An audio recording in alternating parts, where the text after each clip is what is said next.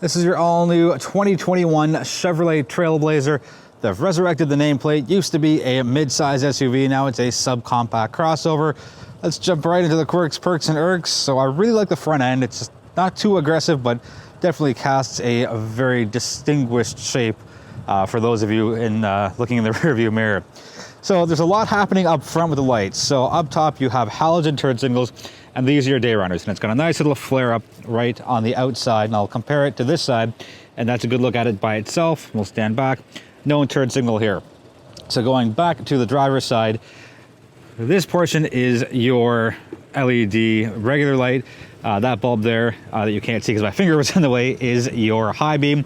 And then way down below you have your LED fog light. There is a front quarter look, so it's got short overhangs and yeah, subcompact crossover, right? You don't want to have too many proportions out of whack here. So there's a good side profile. Rims, not bad. 5-spoke, a little flare out to the end of each spoke. Not the worst thing, just not my thing. No side markers here on the side mirrors. Cool white cap, and you also got a white roof. This is one of the color options. It's, I believe, copper with the white roof, so looks good. I really like how there's no chrome around the windows, and I kind of find that a little tacky. You do have a little bit of chrome here for your lock and unlock, but aside from that, it's not too bad. You get some nice swooping design lines just going down the back of the rear door, and the gas tank is on the driver's side. And let's take a step back, look at the rear quarter. Again, short overhangs, doesn't look too bad. The rear looks really, really sharp. Let's start with the brake lights, because I just find it really, really simple but cool. It's got that kind of dog bone shape to it.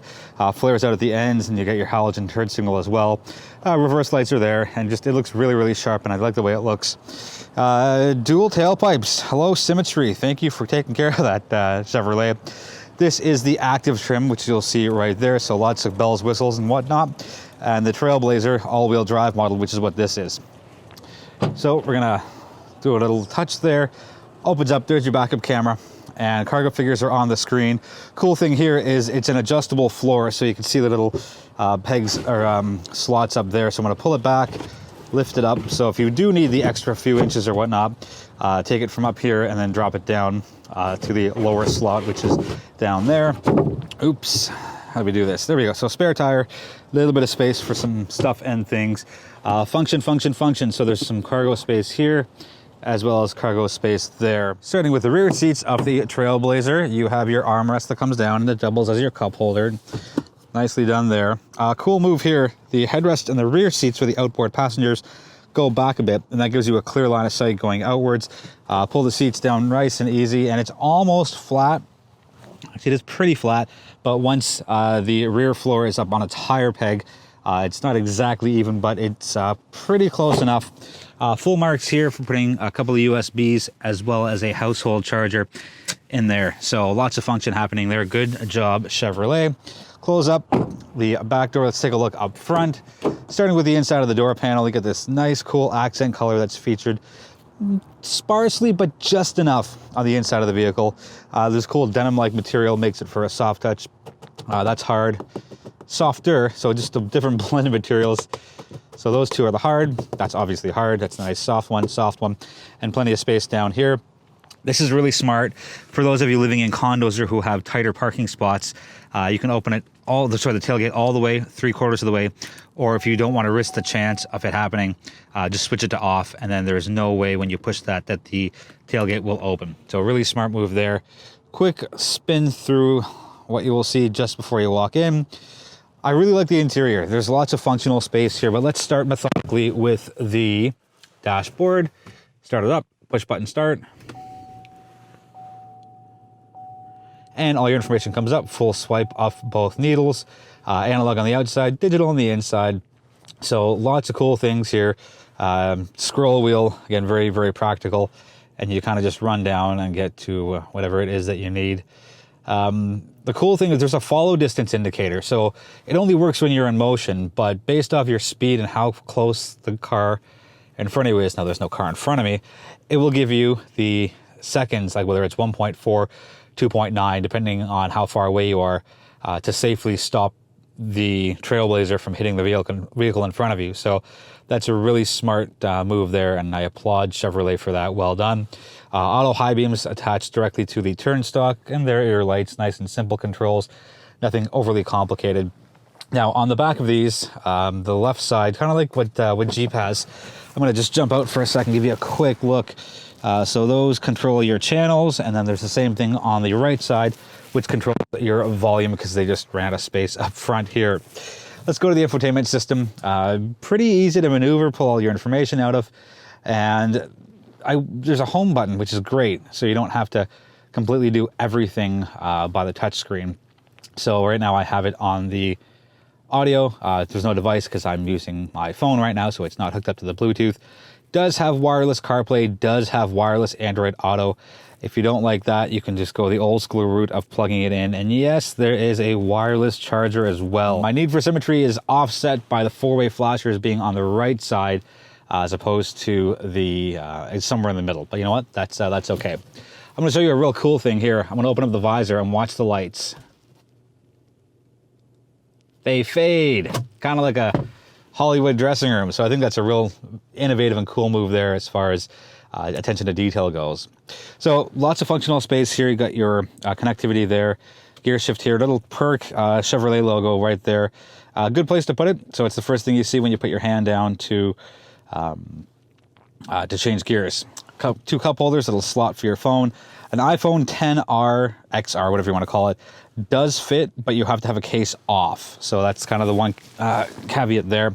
I got some storage space in here. Again, very, very functional. Here's a bit of an irk for me.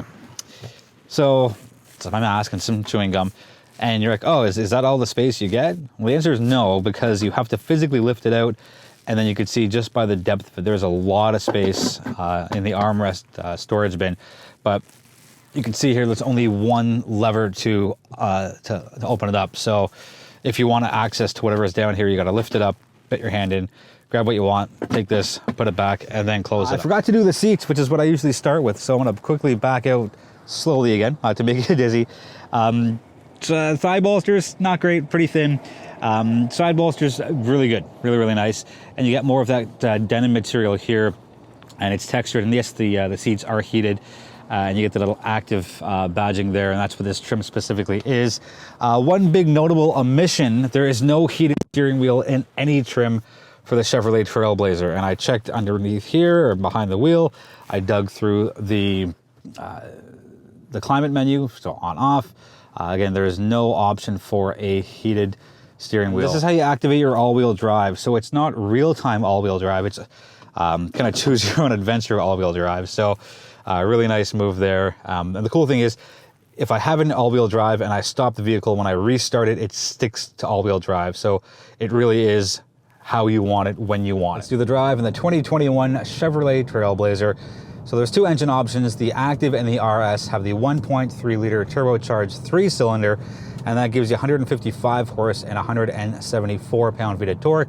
There is a 1.2 liter 3-cylinder engine with power figures that are slightly lower, and as mentioned in the interior portion, this does have the all-wheel drive option included. You just tap a little switch, and that's how you activate it. Other models, I believe the LT and the LS, are front-wheel drive only. To me, it's worth it to bump up trims for a little bit more money to get the option for the all-wheel drive. Just to me, it makes sense living in Canada and having not necessarily wickedly bad winters, but it's kind of a mixed bag, and the all-wheel drive, when paired with a proper set of good winter tires, makes all the difference. Let's talk about road manners, noise, vibration, harshness, cornering handling. It's a really nimble vehicle. For something that's got a higher stance and a higher center of gravity, it performs really well around twists and turns and corners. And I was easy on it in the beginning, the first couple of days that I had it, just again, it's higher center of gravity. And I didn't want to have that feeling of I didn't want to have a feeling of loss of control. Now, let's reword that. I wanted to be in control all the time of the vehicle, so I didn't speed up too much, but each day that I had the vehicle throughout the week, I put a little more juice into it, and it performed really well. So, thoroughly impressed with the way that the Trailblazer hugs the road and sticks to the road. A little noisy in the cabin, but it's a $30,000 subcompact crossover. You want something quieter, bump up the trim ladder, the roster at Chevrolet to get something that has a little more, but it's hardly noticeable to the average person. And I think I'm a little overly critical at times of this, but you know, if it really bothers you, just crank the stereo system up, and this does have the upgraded Bose audio. As far as pulling information out of the infotainment system, again, really easy to use, well laid out, no guesswork.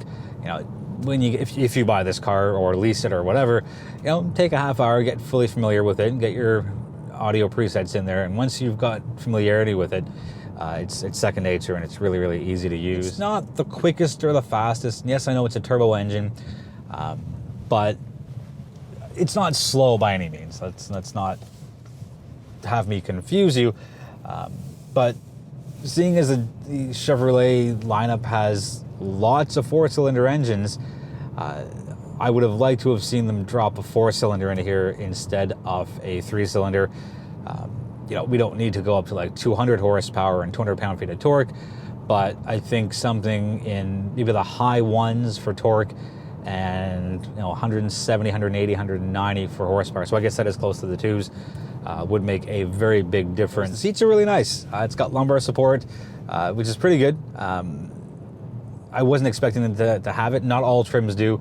Again, this is the active trim, so it's right up at the top. But yeah, the side bolsters keep you in place, and they're very comfortable. And thigh bolsters, not great, but you can't win them all, right? And this is a subcompact, non-luxury crossover, so it does fairly well. What I really like more than anything else in this vehicle, yes, it's a subcompact crossover, but Chevrolet has dumped in a panoramic sunroof, which lets so much light in. It gives the cabin a much bigger feel than it actually has, and it's got a black interior. Well, what's left of the interior, because all of it's eaten up almost by the panoramic sunroof. 639.2, it's at 7.4 liters per 100 kilometers. I've done a pretty good blend of city and highway driving. I'm pretty happy with what I've gotten, and I've had some clients. I'm not at my regular job. I've had some friends in the vehicle, so I have had some of the added weight. Now, it's a 50-liter gas tank.